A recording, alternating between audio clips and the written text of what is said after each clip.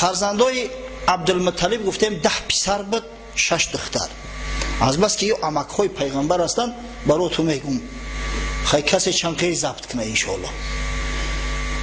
حارث، زبیر، عبدالعزا که با نام ابو لهب با او ملعونه میشناسیم، ابو طالب، عبدالله، غیداق، مقوم، زرار، عباس و حمزه.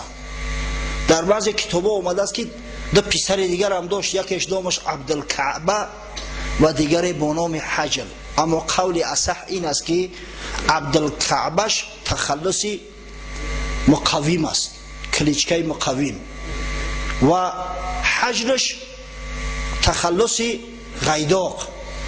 حتی بعضی ها نوشتند که یک پسر داشت با نام قسم، اما قول اصح اون است که خیلی پسر نداشت. аз дарди миёну дасту пой, хунукзадагӣ, простатит, сустии камар, бемории асабҳо, рехтани мӯи сар ва монанди ин ранҷ мекашед. ба рақамҳои +7 92 58 71 0044 занг зада барои дастраскунии доруҳои гиёҳии Sunnamed фармоиш гузоред. бурда расонидани доруҳо комилан ройгон аст. инчунин ин доруҳоро аз дилхуд дорухонаи шаҳрҳои Русия бо тахфифи аз 10 то 15% харидорӣ карда метавонед. Sunnamed, табобат бо гиёҳҳои шифобахш. ассалому алайкум азизон ва касоне ки моро тамошо мекунед. сӯрочна каналҳои фурӯшӣ барои шумо тавсия метиҳам аз 500 дона подписчик то 43000 дона подписчикара. касе ки харидори аниқай занг бизанед. یک نفر از بنی کنانه در یمن بود است. حمیتش غلبه کرد، غضبش کرد که این بدبخت خانه خدا را که از حضرت ابراهیم به ما میراث مونده است تحقیر میکند. شبانه داخل کلیسا رفت و در محراب کلیسا نجاست انداخت. وقتی صبح خیستند این کار را دیدن، ابرهه خودش بهانه میگفت بدبخت. بهانه تیار شد. برای آدمای حیله‌گر بهانه‌جو یک بهانه تیار است. قسم یاد کرد که کعبه را به زمین یکسان میکنم. یک لشکری جرار 60000 نفره جمع کرد. 60000 از 9 تا 13 فیل جنگی داشتیم. پیش یک فیل بود، فیل سفید با نام محمود، فیل محمودی میگن، ولی در زبان مردم ما شیشته است. آدمی بطن توش هم میگن این رنگی فیل محمودی بود است. و روانه مکه شدند. در راه یک چند قبیله عرب خواستند صد راه شوند، اما شکست خوردند. دیگر کسی جرأت نکرد که سری راه لشکری ابرهه را گیرد. آمد تو به نزدیکی مکه، امر کرد، گفت هر حیوان چرنده ای که در گرد اطراف باشد همه را غصب کنه بیارید، خوراکی لشکر می شود. این لشکر 60000 دا هر روز با کمیش مگر هم 15-20 شتر بکشن که بعد همون هم نمیرسونه شو. 60000 این بدهن آسانه، خیلی در کار است. و شترها را ضبط کرد، شتر رو مال مردم همه را کشیده گرفتند. وقتی اوازه به مکه اومد نزد عبدالمطلب، اومدن مصلحت پرسی که چیکار کنیم، سروری ما تو هستی. گفت وای جان خدایی بگه بگریزی که دیگر از دست شما چیکار میآید؟ این قدر قبیله ها از دست شما چیکار ناامد؟ با لشکر 60000 شما چیکار میکنه؟ اما یک فیلش برای شما را کفایه است، بگریزید. مردم دیگه مکه را ترک کردن، به کوه به پشت ها گریختند. خود مکه یا مملکتی کیستانی است. ابرهه شخص فرستاد تا اینکه سروری قریش دعوت کنن برای مشورت مصلحت. اگه میخواست که تحقیرش کنه، کم کم استهزاش کنه، اذیتش بده، تا او التماس التجا کنه و رد کنه، چون لذت میبرن همی ظالم و از این کار. وقتی دعوت کردن عبدالمطلب اومد، از در اومد. ابرهه با وجودی همون غرور و تکبری که داشت به اختیار از جاش پرید خیست. عبدالمطلب بسیار زیبا بود است، شکل صورتی بسیار زیبا داشت. پیغمبر خدا صلی الله علیه و سلم وصف صفاتش میکنیم اینقدر زیبا است. میگم اجدادش همه زیبا بودن، بسیار زیبا صورت بودن، خاصتا باباش عبدالمطلب. وقتی که با او شکل قیافه تصور کنه که مسافری زیبا خوش لباس ریشی سفیدی پهن داشته باشد، در سر سلا از در بدروی آدمو چه خیل به وجد میآیند. نه بابا مادر پیدا شد سلای سفید در سرش، اگر چنده نمیشناسمش ذوقم کرد گفتم مسافر راه بتین. ابرهه از جاش پرید خیست به اختیار، دعوتش کرد، در پهلو شداندش، گفت تو با من بسیار معقول شدی، چی میخواهی؟ هر خواهشی داشته باشی بکن.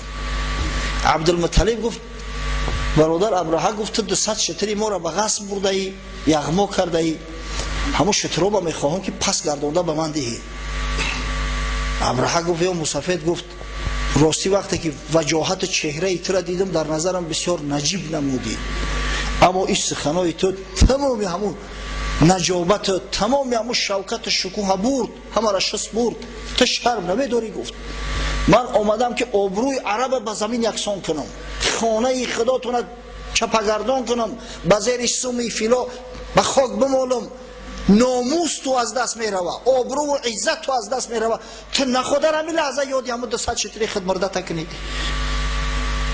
عبدالمطلب به همون وقار گفت یا ابرهه او 200 شترهای منن، من برای مالی خودم طلب کردم، او خانه به صاحب نیست جورا، او خانه صاحب دارد، من ترا به همون صاحب خانه ای که انمی مدتی هزارها سال و 10,000 سال محافظت کرده از خانه خودش، نگذاشته است که هیچ یک دشمن و عدو به او زیان برساند، به صاحب همون خانه من ترا حواله کردم.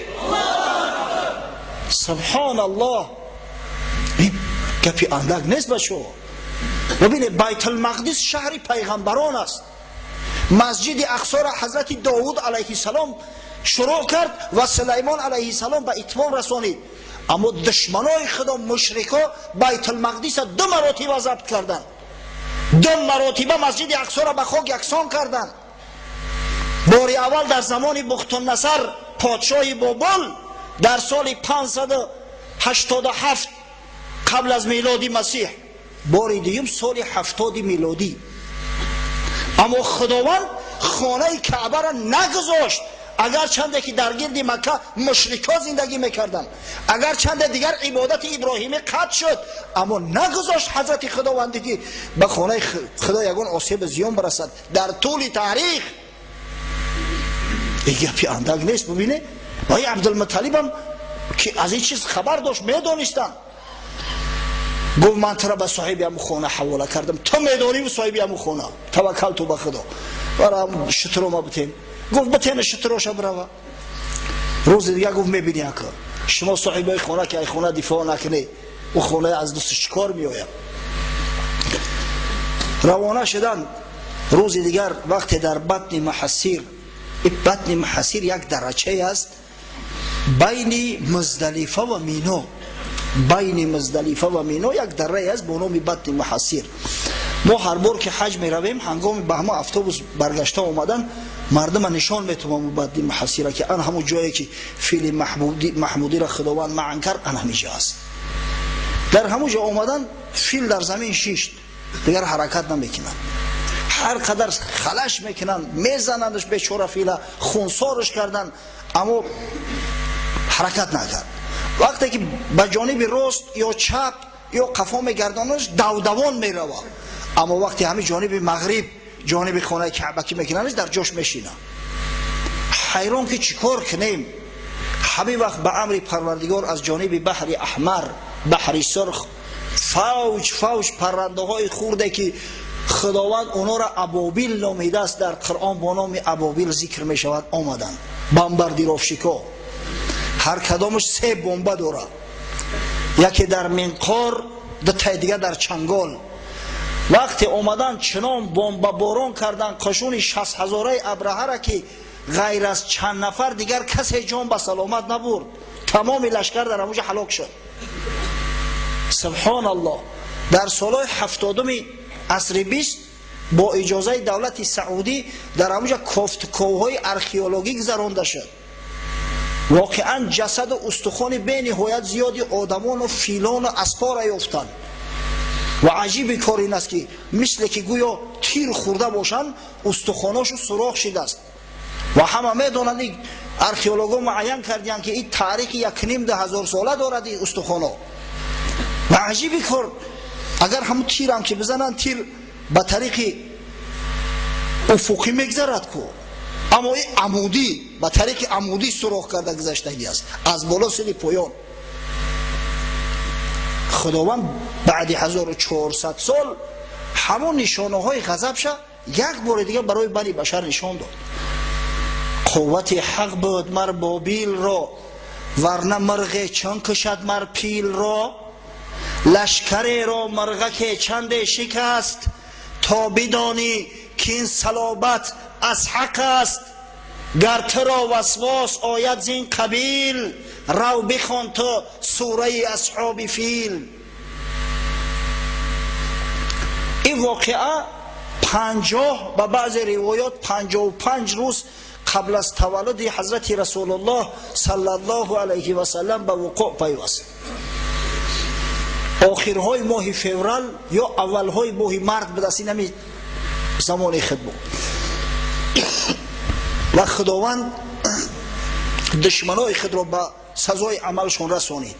ابرهه از اوجا جان به سلامت بود، اما وقتی که به صنعا داخل شد مثل چوجه پرکنده بر این ناخونهاش ریخته بودن، دندانها ریختگی فکت شده است، چشما در قعر سر رفتن.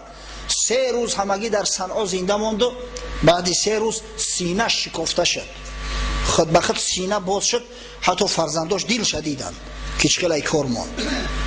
خداوند به همین بلاها مبتلاش کرد، ابرهه بدبخت به هلاکت رسانید. بعد از این واقعه به حد بزرگ بود که دیگر هر چیزی را که وقتی که سال شماری میکردن یا قبل از عام الفیل میگفتن یا بعد از عام الفیل. عام الفیل زمان پیش کی تقویم ها بود، مردم این حسابا را نمیدونستن. برای همین یگان واقعه بزرگه عادتا نشانه میکردن، میگفتن 3 سال پیش از عام الفیل یا که مثلا سال عام الفیل یا بعد عام الفیل. از همین لحاظ ما میدونیم که پیغمبر خدا صلی الله علیه و سلم سال 571 تولد شده است به حساب میلادی، زیرا که در تاریخ ها اومده است که در عام الفیل تولد شد. عام الفیل به حساب میلادی سال 571 میلادی واقع شده است. و نهایت 9 ربیع الاول سال عام الفیل که به 22 اپریل سال 571 میلادی درست می آید، خداوند رحمت عالمیان سید بنی بشر محمد مصطفی صلی الله علیه و سلم از مادر تولد کنند.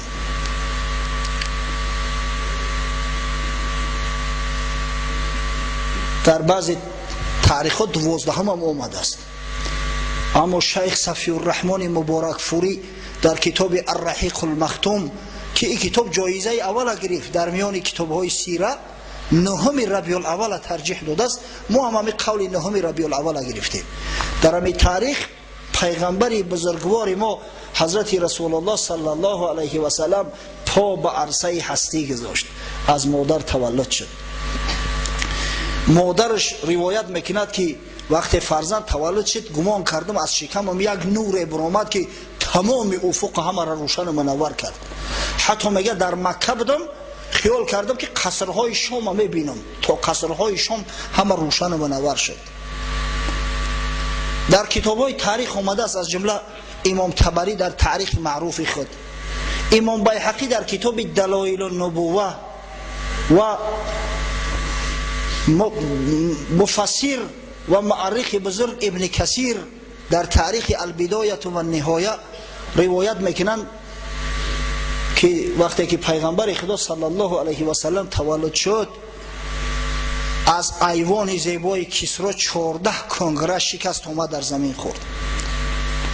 آتش آذرگشسب افتخار زردشتی ها خاموش شد. یک حوض بود با نام حوض ساوه، بحیره ساوه گفته می شود، که در اطرافش کنشت ها و آتشکده های زردشتی ها بود، خانه اشراف ها بود. آبش خشک شد و تمام همون کنشت ها آیسته آیسته همه خرابزار شدن، به آدم موندن، دیگه ترک شد در جای عبادت. در حدیث آمده است امام بیهقی از جریر ابن عبدالله بجلی که خود از قبیله بنی بجیله است و این قبیله بنی بجیله مردم یمن هستند، روایت میکند که لما ولد رسول الله صلی الله علیه و سلم ارتجس ایوان کسرا و سقطت منه 14 شرفه و خمدت نار فارس ولم تخمد قبل ذلك ب1000 عام و غازت بحیرة الصاوه و رأى المؤبذان ابلا صعابا تقود خیلا عرابا قد انقطعت دجله و انتشرت فی بلادها.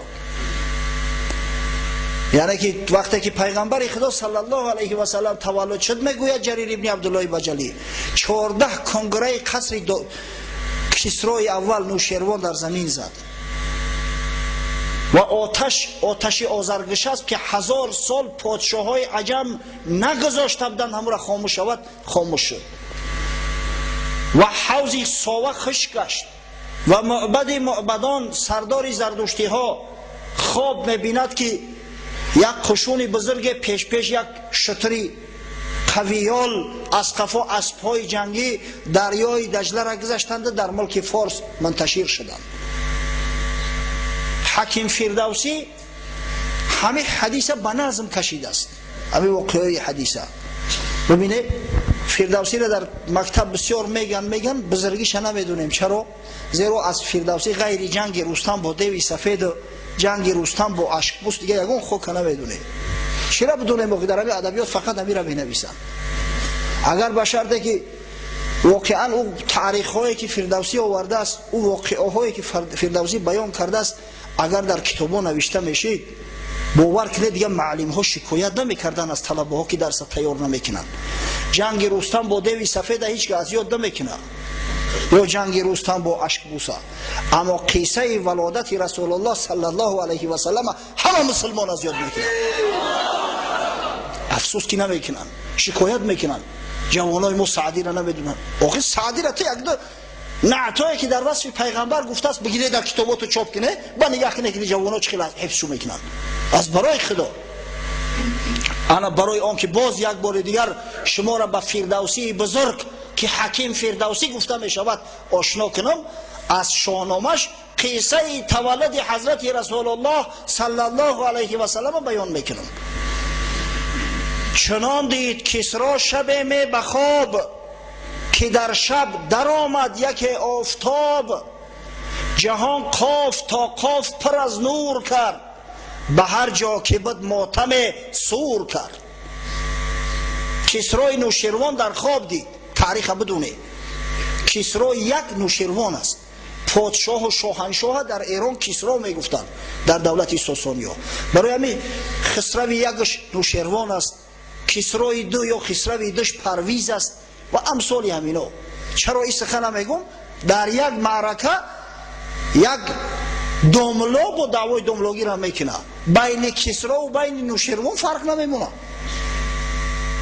وقتی میگن که همون حدیثی در زمان نوشیروان تولد شدن پیغمبر، حدیث مقصد عادل بدن نوشیروان حدیث موضوع است، میگه پیغمبر در زمان نوشیروان تولد نشده است، در زمان کسری تولد شده است. ای خونت پری گندم، خدا جان تماس کنه. آخه نمیدونی دم تبگی پیسته بی مغز اگر لب وا کند رسوا شود.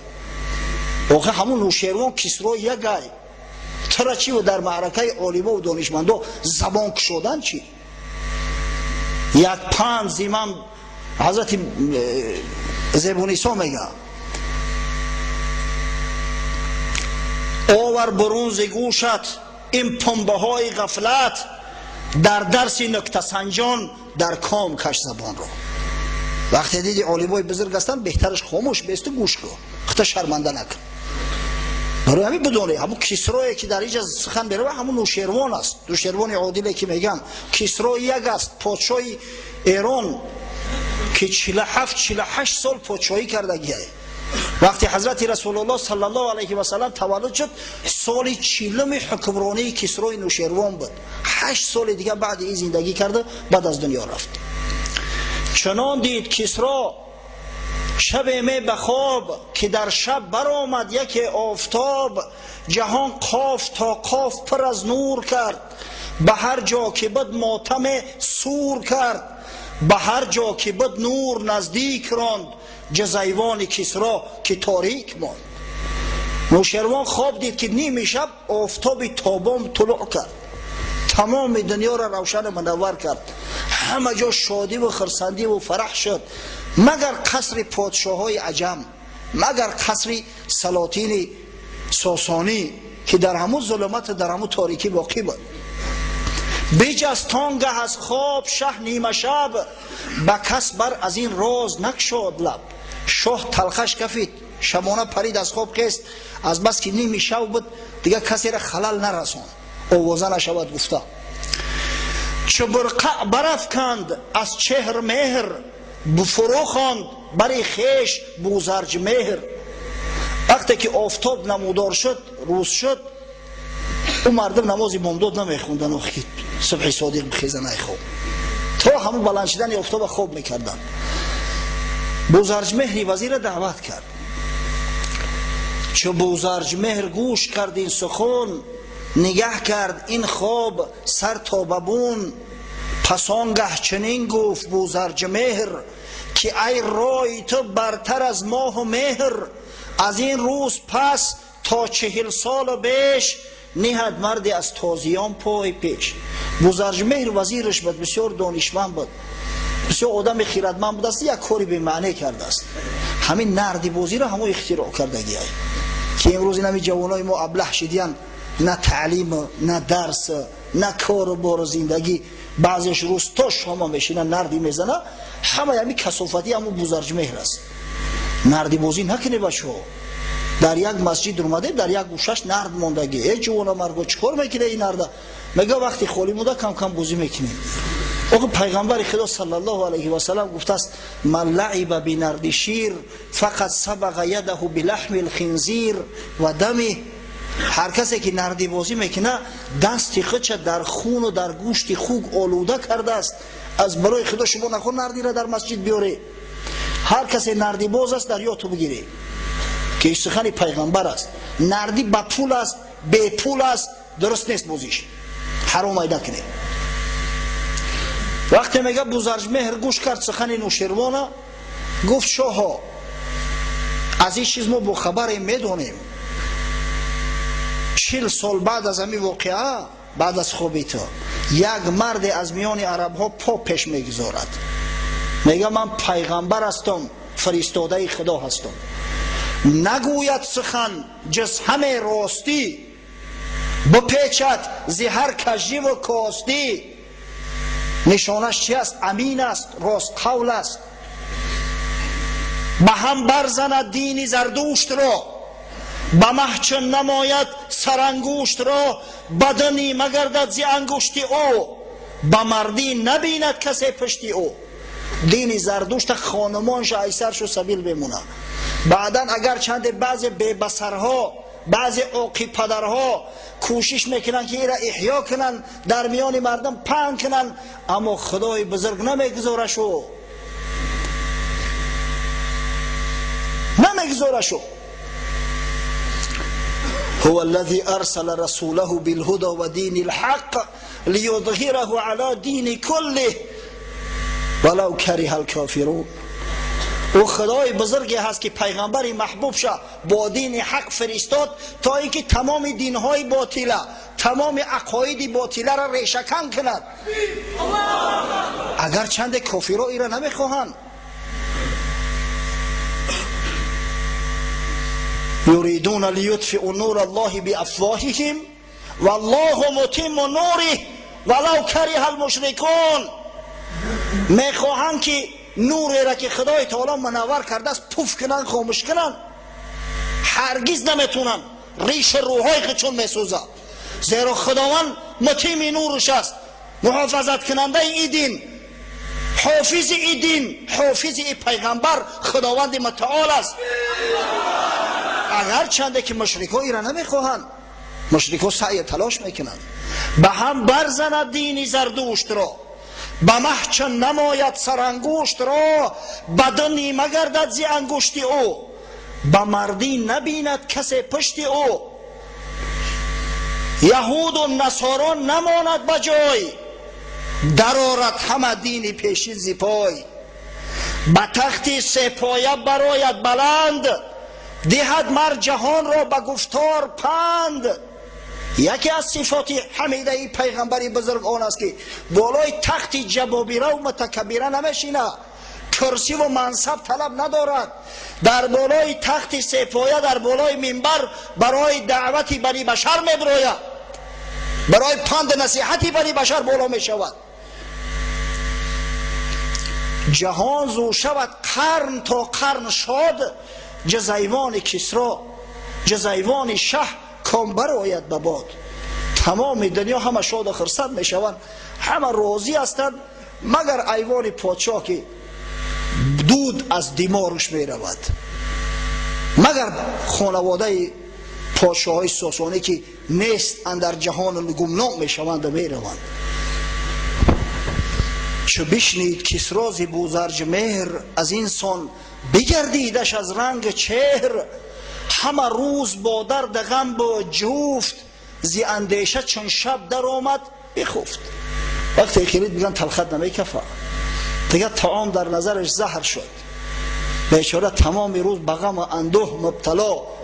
وقتی که شخص مانده می شود، عصبانی مانده می شود، در خوابش می بره.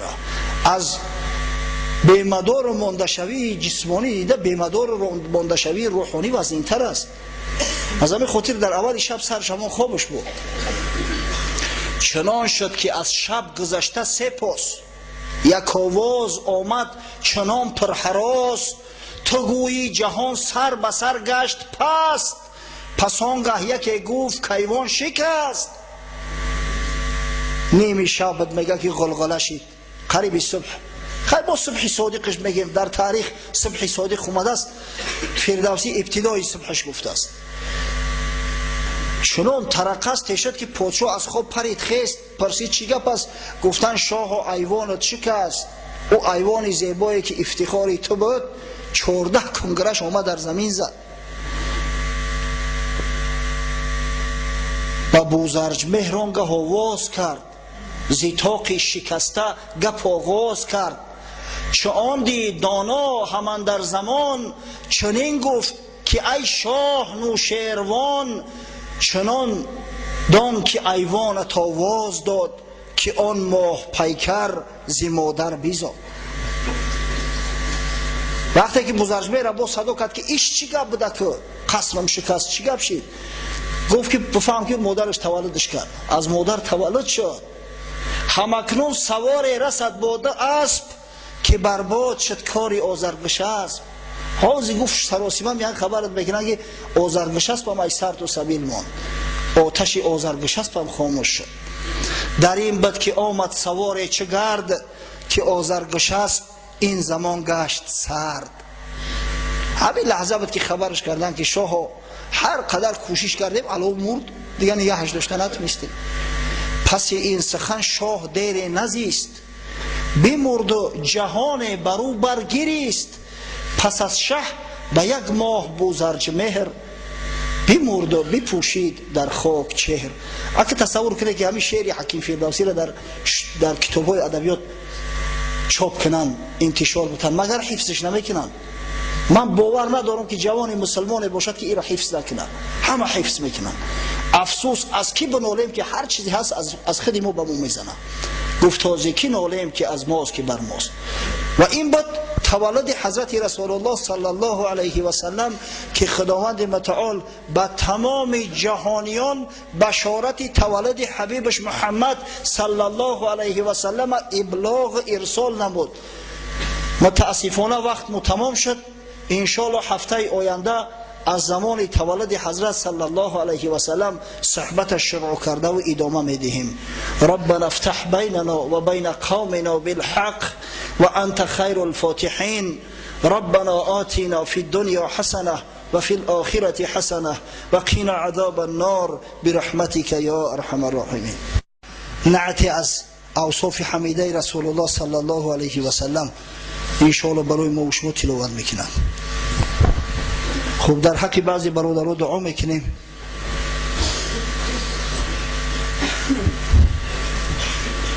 خب در حق برادرم ظاهر جان که در بیمارخانه است، بیماری جگر دارد، دعا میکنیم خداوند برای شفای کامل و عاجل عطا کند و پروردگار هر چیز زودتر به نزد زن فرزند سالم و تنصیحت باز برگرداندش. در حق سعدالله برادرمون و در حق احمد جان دعا میکنیم خداوند جمیع مراد و مقصوداشون حاصل بگردونه. این برادر سعدالله بسیار کاری خیری کرد و فکرم که دلش میکشید که هم پول بگیره و هم دعا، نه که خیلی نمیشه واقعی آدم یا پول میگیره یا دعا میگیره. با دو قبله در راه مقصود نتوان زد قدم، یا مراد دوست باید یا مراد خویشتن. انشاءالله در حقش دعا میکنیم که ای او پلی ناچیز اندک هزارها مراتبه درجه و فضلش بالاتر است، در کسب و کارش خداوند برکت عطا میکند. آمین. در حق ایشان عبدالصمد برادر دعا میکنیم خداوند سعادت دارای نصیب روزیش بگردونه. در حق برادرای حاجی و حاجی دوران، حاجی منوچهر، در حق بابای ایشان نورالله که واقعا بسیار یک تصمیمی نگرفتند دعا میکنیم که خداوند همون مقصد و مرادهاشون حاصل گرداند. آمین. در حق بهروز جان برادر دعا میکنیم که پروردگار از جمیع بلا و آفات ارضی و سماوی نگهبانش باشد.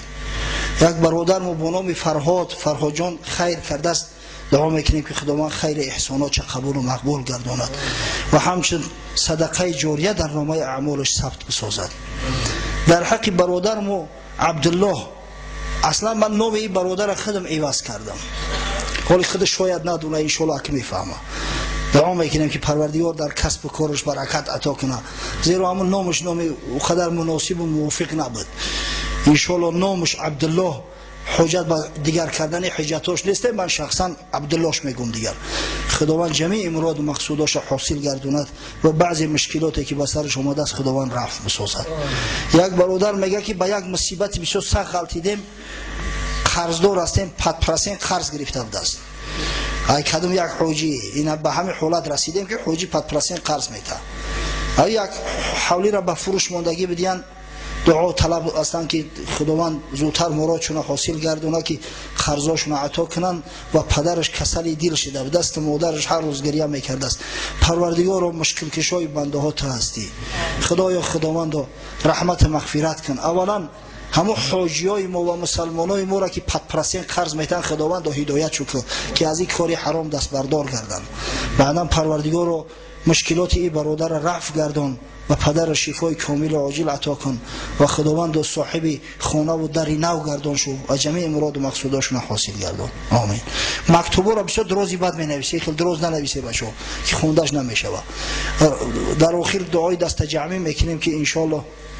خب یک برادر برای آبادانی مسجد خیر کرده است، طلب دعا دارد، دعا میکنیم فرزند طلب دست اکابر خوجا، خداوند براش فرزندای صالح نوری چشم عطا فرماید. خب یک برادر در حق پدرش طلب دعا کرده است که بیماری شدت گرفته است. در حق پدر ای و تمام پدرای مسلمان دعا میکنیم که خداوند براش شفای کامل و عاجل عطا کن و سایه‌شون از سر فرزنداشو قطع نگرداند.